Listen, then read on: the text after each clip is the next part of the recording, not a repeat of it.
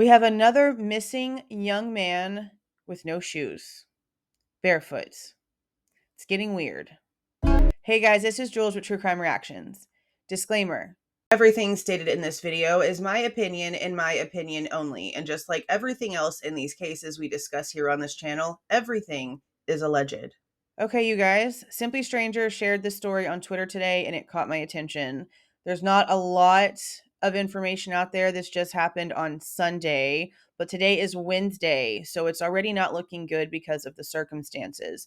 Now, this is WAID Robison, and he got into a single car accident on Sunday driving from Mesquite back to Forney, Texas. Okay, do you guys remember the story that we are covering or talking about here, which I need to do another update on, in the Jennifer Mendez case? She was found in Mesquite, Texas. Wade was driving from Mesquite, Texas to Forney. Now, again, a single car accident, which means that there must have been no residual damage on his vehicle to show that another vehicle was involved. And all of the reports I saw are claiming it was moderate damage.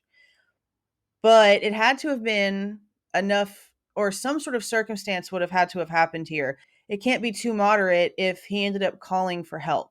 The 22-year-old was last seen early Sunday morning when he crashed his purple Pontiac GTO. He was headed to Forney from Mesquite Way, lost control, and spun out back of the car, hit the sidewall, and pushed the concrete pillars out of the way. So I don't know if he was inebriated in any way, and maybe that's why he got into this single car accident and decided to call for help and have his buddies come and pick him up instead of trying to drive the car. Or if it's not really moderate damage, but maybe it's not like enough to where it would have been life-threatening to him. You know what I mean? Like there could have been something that happened to the car to make it to where he couldn't start it and drive away, be it something with the tire or something on the inside. Maybe something poked a hole through the radiator. Maybe he hit something and it damaged something. I don't know.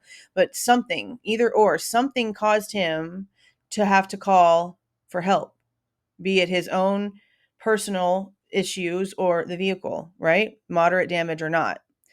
Now, the crazy part is that his friends, well, go ahead and listen. I've been searching nonstop since Sunday at about 10 in the morning. We tracked his footsteps all the way from that overpass up into the new construction zone, down this access road here, and then even in front of me you can see where he has a footprint in the mud. He was barefoot. We were able to track these steps all the way back towards the creek that we just came from, where they found his iPhone. But still, no Wade. We just want you to return to us, man. That's all I got. That's all I got. Barefoot. I don't know people that drive barefoot. I know one person in my entire life that would drive barefoot, like literally on purpose. It's the only way that she felt comfortable driving. She could not wear shoes at all to drive. It was weird. Like I saw the noticeable difference in her ability and comfortableness to drive with and without shoes. So I was actually okay with her driving barefoot. It was actually safer for me for this girl to drive barefoot. But it's still strange. Barefoot driving is not normal, especially for a man. It's really not normal at all, okay? So, we're going to read the Forney original from 21 hours ago that was posted, and then we're going to read their update. But other than that, this is really it. This is really it. On Sunday morning around 6 a.m., okay, so early morning hours, 22-year-old WAID ROBISON was involved in a single vehicle accident on Highway 80 near FM 460 in Forney. Following the crash, ROBISON fled the scene on foot. Now, I see people in the comments about the way that they put that on there.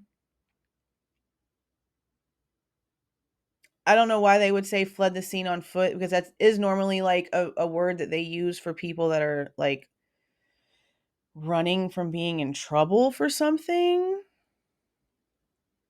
So I don't know if that was the right word to use, because right now that doesn't seem like they have really any information at all, unless there was something found in the car that maybe he had been maybe drinking or maybe doing something. We don't know. Okay. At this point, anything is the reason for this single car accident that now is resulting in a missing human person. The next day, authorities formally recognized this incident as a missing persons case. His personal cell phone has since been recovered, and that's what we heard from the friends, that they followed the bare feet prints to the creek where they found his iPhone. The Forney Police Department, Forney Fire Department, Texas Game Warden, Kaufman County Constable's Office, and private search organizations are continuing their efforts to locate him. The incident is currently under investigation. And this is the update. This is the only update from the actual police department, and it was just posted 5 hours later. And it's 16 hours old, but this is the only update that we have from officials. In a concerted effort to find 22-year-old WAID ROBISON, who went missing after a single vehicle accident early Sunday morning on Highway 80 near FM 460, search efforts will temporarily suspend their water-based operations this evening. This pause is prompted by the scheduled opening of a nearby dam, which will significantly impact water search activities due to safety concerns and water conditions. The Forney Police Department and other supporting agencies want to reassure the public that search efforts are ongoing and water search operations will resume as soon as possible. In response to public interest and multiple requests, we are also releasing a photo of WAID ROBISON to facilitate his search and encourage anyone with information to come forward. Your help is crucial in aiding our ongoing efforts to locate him. We urge anyone with any information regarding Mr. Robison's whereabouts to contact local authorities. And yeah, that's it. So I don't know what they're doing today. I don't know what search stuff is going on today. I don't know. Whenever you look on Facebook, you can see people like that know him and his mom talking about him and like saying, hey, he's missing. We need prayers. We need people to help in the search. And there's not a lot. There's not a lot, but it's mainly people. It's mainly people trying to get the story out. So I wanted to bring it to YouTube. I wanted to try to get it a little bit more coverage because yeah, he was coherent enough to get out of the vehicle, call his friends, and tell them an exact location. Now, everything being put on sort of a hold was yesterday on Tuesday with the whole dam situation, but today again is Wednesday, April the 24th, so I'm pretty sure that efforts have restarted. I don't have any other information on this case. If something else pops up, if more information shows up, I will post it in my community tab, but I really just wanted to bring this story to YouTube to try to give it a little bit more digital footprint out there in case somebody saw this situation. They don't have a picture of the car out yet, and I looked on Facebook.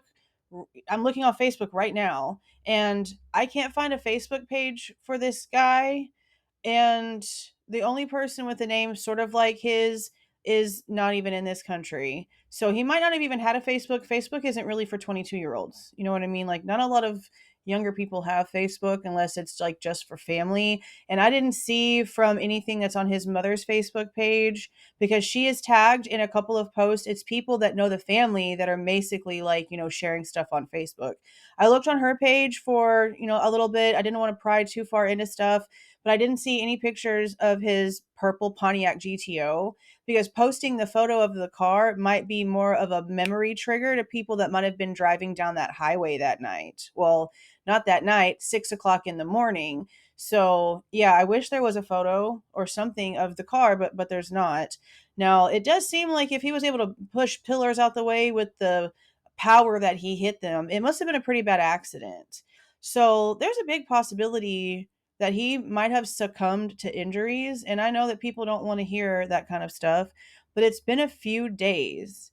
And if he was able to move big, huge cement pillars with the magnitude that he hit those pillars with his vehicle, he's barefoot for some reason. They're not saying that they noticed any blood anywhere, but he could have really injured himself, either in his head, and maybe he had a concussion and there was some sort of brain bleed, or maybe even internally some other way. We don't really know.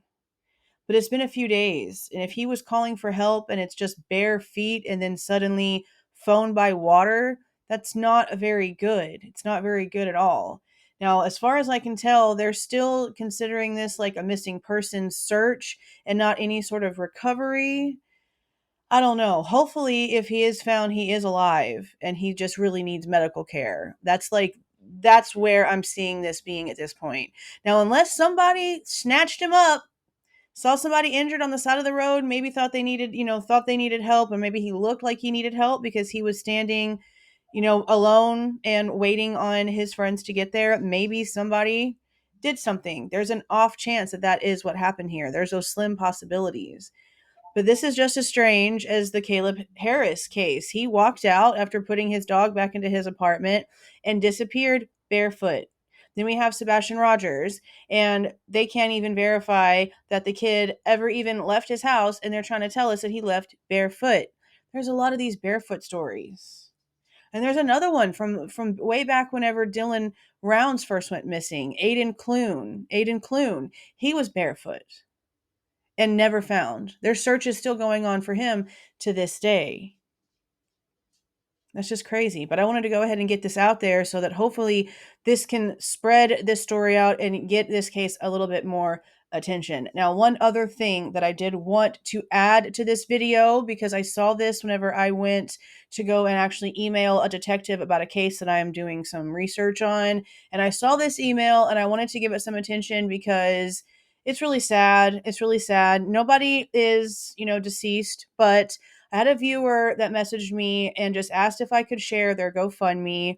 Apparently on my birthday on April 18th, her fiance had a seizure as he was cooking their son food.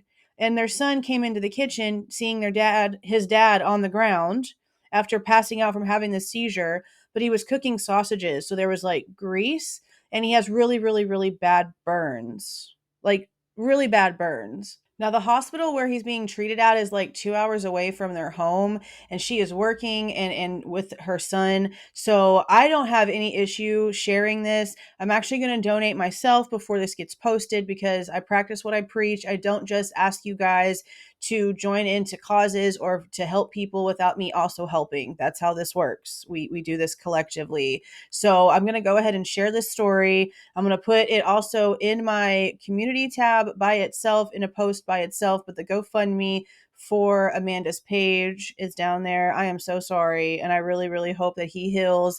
He is going to have to end up doing massive burn therapy. Just to know that her son walked in and saw that, and it was a seizure.